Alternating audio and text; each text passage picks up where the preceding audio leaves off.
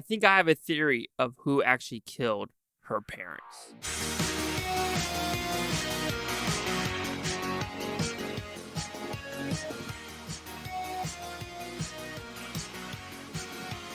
Chase Liaki here at the Blue Futon reviewing Till Murder to Us Part Soering versus Haysom.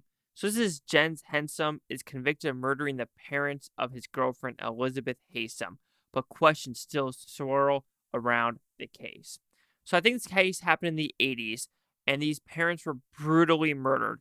And this guy, who's German national, and the girl kind of ran away after the parents were murdered across Europe, India, Asia, etc. However, they get caught. One is stuck in Europe. The girl comes back to the United States. She gets charged. He comes back to the United States to say he's innocent. Is he innocent? Is she innocent? Who actually killed the parents? So, to like this show, as someone who knew nothing about the case, I do think it shines a light on the case of what is actually occurring with these two people. Who killed who? Who killed what? And there's enough characters in this show to actually go, okay, it could be this person or it could be this person. And you know what? Let's just cut to the chase. They both did it. I truly think they both did it.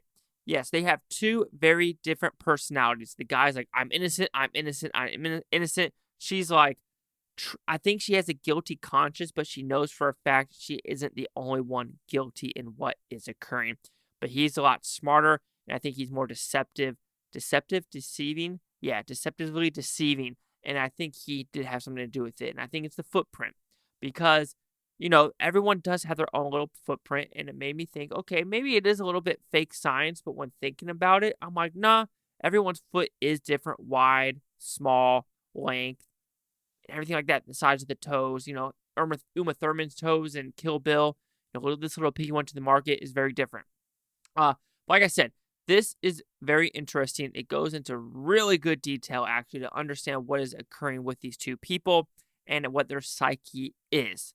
There's not a lot to talk about this because it really goes in depth of like their murder weapon, who could have been these two random drug dealers, could have been these college students, and it does shed light into the whole process of the lawyers, the state, the Europeans.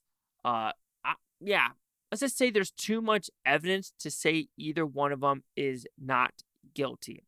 And I think that is my simplest answer for this show. Like I said, I did like the interviewees. They really shed a light on what is occurring. They try to get all the facts out or what they think are facts out. It didn't feel biased, and that's one thing I would like to see in more of these documentaries about the biases. This didn't have biases, or at least I didn't think it did. It tried to get both sides of the story and a lot of different people, reporters, people of the neighborhood, people of the city, scientists, forensic studies, professors, and everyone in between. And I can applaud the creators for that. Could you say it went a little bit long? Sure, but I feel like this is one where they wanted to get all facts on the table. I think this was actually one of the rare ones where it was actually 4 episodes, if I'm not mistaken. There was 4 episodes, and these are usually 3 episodes. So even though you could say, oh yeah, why add the extra episode? I do think it did a good job telling us the story and what is who.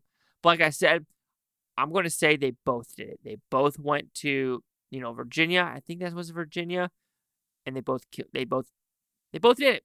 It's the only thing that makes freaking sense. Period. End of subject. Did you watch this documentary? Who do you think did it? Anyway, overall, I think the documentary did exactly what it's supposed to do. It gave you the facts from both sides, and that's all I could ask for in a murder documentary. So, Till Murder Do Us Part will receive a 4 out of 5 with Futon. Review goes at 80%. So, see the critics' news scores gave this one. Interesting, absolutely no critics, it looks like it. And then we have audience score of 43%. Oh, actually, I lied. There's 2 critics, both positive, a 3 out of 5, and another positive.